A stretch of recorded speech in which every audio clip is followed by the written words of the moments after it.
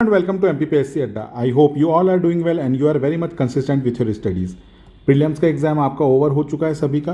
अब टाइम है, चाहे आपको प्रीलिम्स में हो रहा हो नहीं हो रहा हो, आप सभी को सिर्फ और सिर्फ अभी तैयारी करनी है आपके मेंस एग्जामिनेशन की. मेंस के अलावा अभी कुछ भी ना पढ़ें, थोड़े दिन तक आप पहले मेंस अच्छे से प्रिपेयर करें, राइट. उसके लिए एक टारगेटेड बैच भी चलाया गया है मेंस के लिए 2025 का, उसको ज्वाइन कर सकते हैं या फिर 1 ईयर का टारगेटेड बैच भी आप ज्वाइन कर सकते हैं. चलिए अपना वापस चलते हैं. आज हम क्या पढ़ने वाले हैं, क्या डिस्कस करने वाले हैं. आज हम डिस्कस करेंगे ऐसे इंपॉर्टेंट लॉज जो कि मैनेजमेंट और एडमिनिस्ट्रेशन में यूज़ होते हैं. आप सिलेबस में देख सकते हैं पेपर 4 जो आपका है उसमें पार्ट बी जो है, ठीक है, उसके में जो यूनिट्स दी हुई हैं 1 2 3 4 वो सब की सब रिलेटेड हैं मैनेजमेंट एंड एडमिनिस्ट्रेशन से. ये एक्चुअली जो MBA में बच्चे पढ़ते हैं that is organisational theory and organisational behaviour या फिर मैनेजमेंट, उनसे रिलेटेड हैं. यहाँ पे मैं आपसे आज डिस्कस करूँगा बहुत सारे प्रिंसिपल्स. उनमें से कई चीज़ें आपकी डेली लाइफ से भी रिलेटेड हैं, आप डेली लाइफ में यूज़ भी करते होंगे, ठीक है. उनको भी आप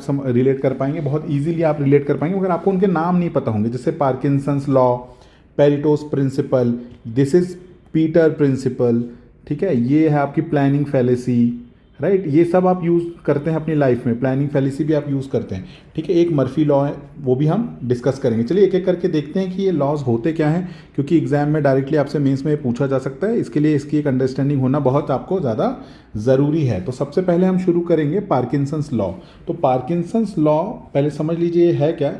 ये बोलता है work tend to expand according to the time available for its completion. या सिंपल भाषा में मैं बोलूँ, work tend to expand to fill the time available. What is work tends to expand to fill the time available, right? What does it mean? इसका मतलब क्या है?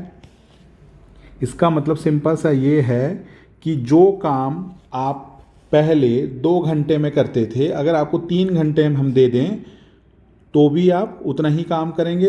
अगर आपको हम 8 घंटे दे दें तो आप उस काम को 8 घंटे तक स्ट्रेच कर देंगे. यहाँ पे आप देख सकते हैं जितना एफर्ट आप डाल के पहले एक काम को 2 घंटे में ख़त्म करते थे, हमने आपको 3 घंटे दे दिए तो आप क्या करेंगे, वो काम स्लो करना चालू कर देंगे. 8 घंटे दे देंगे तो आप धीरे धीरे करते रहेंगे, 8 घंटे तक कंप्लीट करेंगे. अगर इसको सिंपल मीनिंग देखें तो क्या होगा, it refers to the tendency of people to complete the task just before the deadline even though they can finish it earlier. आपके पास पहले 2 घंटे थे तो भी आप उस काम को कंप्लीट कर पा रहे थे, आज आपको 8 घंटे दे दिए हैं तो आप काम 8 घंटे तक करते रहेंगे, राइट. तो उसको क्या बोला जाता है, पार्किंसंस लॉ. किसने दिया था, नॉर्थकोट पार्किंसंस ने 1955 में ये दिया था. तो ये 2 मार्कर में आ सकता है कि पार्किंसंस लॉ क्या है, राइट. आपने देखा होगा, आप कोई भी असाइनमेंट भी अगर आज की डेट में करते हैं तो आप कॉलेज का असाइनमेंट हो या किसी कहीं का भी होमवर्क कर रहे हो, आप किसी कोचिंग का भी, तो आप लास्ट मोमेंट में करना चालू करते हैं डेडलाइन के जस्ट, है ना. अगर आपको किसी टीचर ने डेडलाइन 2 दिन की दी है तो आप उस हिसाब से करेंगे. आपको 4 दिन की दी है ना, तो तीसरे दिन तक आप कुछ नहीं करेंगे और तीसरे दिन के एंड में और चौथे दिन में आप वो काम कंप्लीट करेंगे. That is known as Parkinson's law.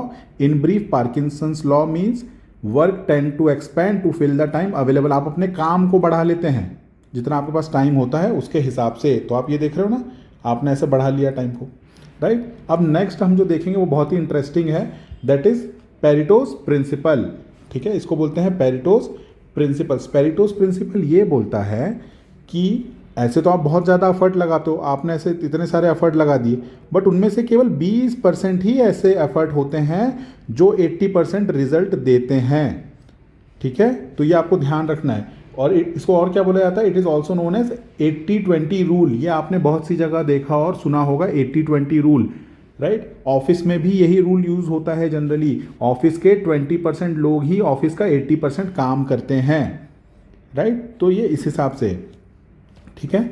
और इसको किसने दिया था, ज्यूरेन ने, JM ज्यूरेन ने ये प्रिंसिपल दिया था. तो अब एग्जाम में आएगा तो आपको क्या लिखना है, it is also known as 80-20 principal.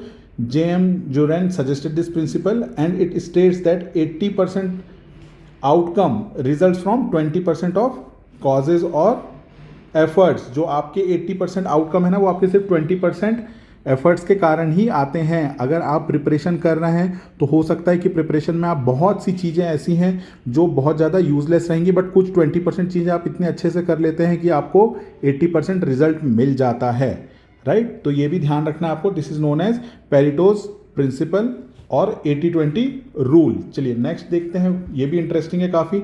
It is known as Peter principle. ये ब्यूरोक्रेसी में यूज होता है, राइट। ये ब्यूरोक्रेसी में यूज होता है, जिसमें आप जाने की सोच रहे हैं, इसके लिए तैयारी कर रहे हैं।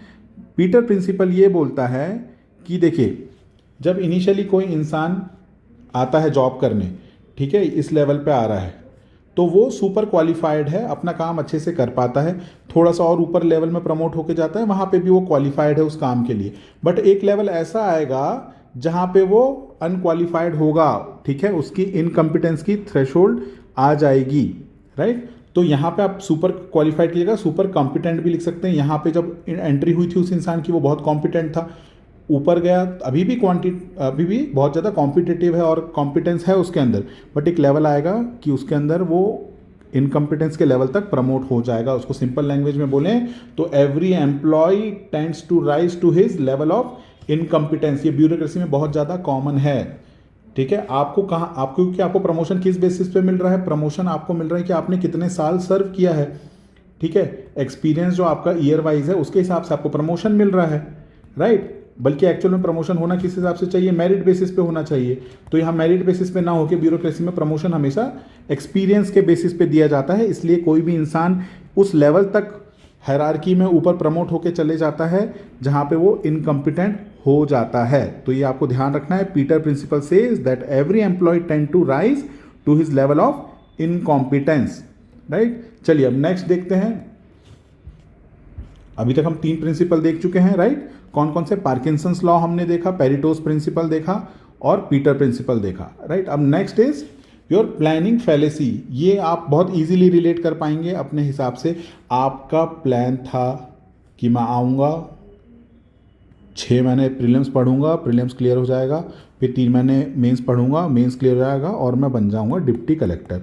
आपने ये प्लान कर रखा है, बट एक्चुअल में रियलिटी में जब आपने शुरू किया, आए इंदौर में रह रहे हैं, खाने पीने की दिक्कत हो गई, कुछ दिक्कत हो गया, फिर तैयारी शुरू करी, फिर कोई प्रॉब्लम आ गई, फिर उसके बाद आपको कोई सेटबैक हो गया, इमोशनल सेटबैक हो गया या कोई और तरीके की दिक्कत आ गई। तो इस तरीके से करते करते आप जैसे जैसे फिर अपने गोल में पहुंचते हैं। तो आपने पहले सोच रखा था कि मैं 1 साल के अंदर निकाल लूँगा, मेरे को कोई दिक्कत नहीं आएगी, मैंने इतना टारगेट बना रखा है, इतना टाइम में आराम से हो जाना चाहिए, क्योंकि कईयों को मैंने सुना है करते हुए, राइट। बट रियलिटी में ऐसा नहीं होता है। तो अब उसको हम क्या बोलेंगे कि this phenomena says that prediction about how much time will be needed to complete a future task display an optimism bias and underestimate the time needed। हम क्या करते हैं? दूसरों की देखा सीखी क्या कर लेते हैं? हमेशा एक ऑप्टिमिज्म बायस बना लेते हैं कि हम तो इतने टाइम में ये फ्यूचर का टास्क कर ही लेंगे। तो हम क्या करते हैं? अंडर एस्टिमेट कर लेते हैं टाइम नीडेड को।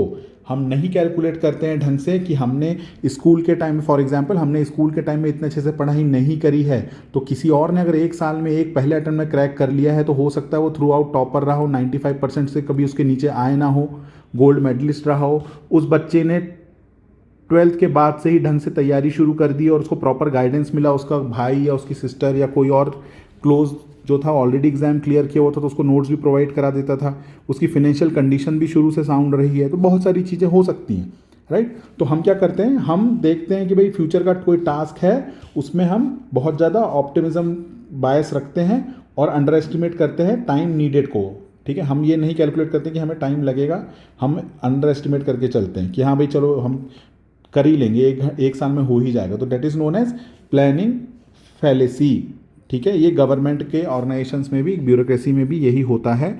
कभी किसी और टाइम पे एक पर्टिकुलर ब्रिज या एक पर्टिकुलर इंफ्रास्ट्रक्चर प्रोजेक्ट कंप्लीट कर लिया गया, आपने भी उसी हिसाब से कर लिया, बट रास्ते में बहुत सारे ऊपर नीचे चीज़ें आ रही तो इनको आप कंसिडर नहीं कर रहे, तो उनको भी कंसिडर करके चलना है। अपनी रियलिटी के बारे में भी खुद को पता होना ज़रूरी है, राइट। चलिए अब लास्ट एक जो बचता है वो भी बहुत इंटरेस्टिंग है, that is your Murphy's law. और मर्फीज़ लॉ जो है, it is related to risk management, अगर आप अपने सिलेबस में देखेंगे तो रिस्क मैनेजमेंट भी आपके सिलेबस में है। ये यूनिट 3 में आएगा, part B of paper 4, unit 3, bullet number शायद 3 है ये, राइट। तो अब रिस्क मैनेजमेंट क्या होता है, ठीक है, अपनी रिस्क को कम करना, ठीक है। अब उसमें क्या होता है, जो मर्फीज लॉ होता है वो ये बोलता है कि अगर किसी चीज की गलत होने की संभावना है तो वो पक्का से गलत होगा ही होगा। सिंपल भाषा में मैं आपको समझाऊं, ठीक है, anything that can go wrong will go wrong. अगर आप ये सोच के चल रहे हैं कि आप घर से निकल रहे हैं अपनी कोचिंग की तरफ या क्लासेस की तरफ, बादल के आपको साइन दिख रहे हैं कि हाँ भाई बारिश हो सकती है, अगर आप ऐसा सोच रहे हैं कि बारिश हो सकती है तो 100% ये मान के चलिए कि बारिश होगी ही होगी, और उस तरीके से प्रिकॉशन लेके चलिए, अपने साथ अम्ब्रेला रख लीजिए, राइट। तो वही है, ठीक है, anything that can go wrong will definitely go wrong, so the administration should be prepare to prevent or mitigate it, ठीक है। आपका परसीव्ड लाइक्लीहुड क्या था, जो अधिकतर लोग सोचते हैं कि सारी चीज़ें सही है, थोड़ा बहुत सही नहीं है, और यहाँ पे हम क्या सोच रहे हैं कि वो जो है वो पक्का से प्रॉब्लम आएगी ही आएगी, हम ऐसा मान के चलते हैं, और इसलिए हम पहले से अपने आप को वेल प्रिपेयर्ड करके चलते हैं। हो सकता है कि प्रिपरेशन के टाइम में आपको टाइम कम पड़ जाए, आप रिवीजन ना कर पाएँ, तो ये मान के चलिए कि रिवीजन तो आप कर ही नहीं पाएंगे, तो अभी से ही प्रिकॉशन लेके चलिए कि टाइमली पहले ही मेंस का सिलेबस आप अपने प्रीलिम्स के नोटिफिकेशन के पहले ही कंप्लीट कर लें, राइट। जहाँ भी आपको डाउट आ रहा है कि आप वो बाद में नहीं कवर कर पाएंगे, तो वो समझ के चलिए वो कवर नहीं ही कर पाएंगे। अगर मर्फी लॉ को लगाएंगे आप तो वो आप कवर कर ही नहीं पाएंगे, इसलिए बेहतर है कि टाइम रहते उसको कवर कर लें, है ना। आप देख रहे होंगे आजकल डेली आंसर राइटिंग भी जो है वो भी चल रहा है, राइट। तो उसमें हम आपको सिखाते हैं किस तरीके से आंसर लिखना है, और ये जो डेली आंसर राइटिंग है ये हमारे मेंस क्लासेस का पार्ट है। किसका? मेंस क्लासेस का भी पार्ट है, जहाँ पे हम जो भी चीज़ पढ़ाते हैं जिस दिन में, जो भी टॉपिक्स, वो सेम टॉपिक्स से आपको क्वेश्चंस देते हैं, आप लिख के लाते हैं, और विद इन 24 आवर्स आपको वो हम चेक करके दे देते हैं, right. Thank you very much. और अगर आपको ये थोड़ा भी काम का लगा हो वीडियो तो please do subscribe to our channel and do like and comment. आपको कोई और पर्टिकुलर टॉपिक अगर पढ़ना हो तो ब्रीफली, तो वो यहाँ पे कमेंट बॉक्स पे आप ज़रूर बताएं। Thank you very much, have a good day.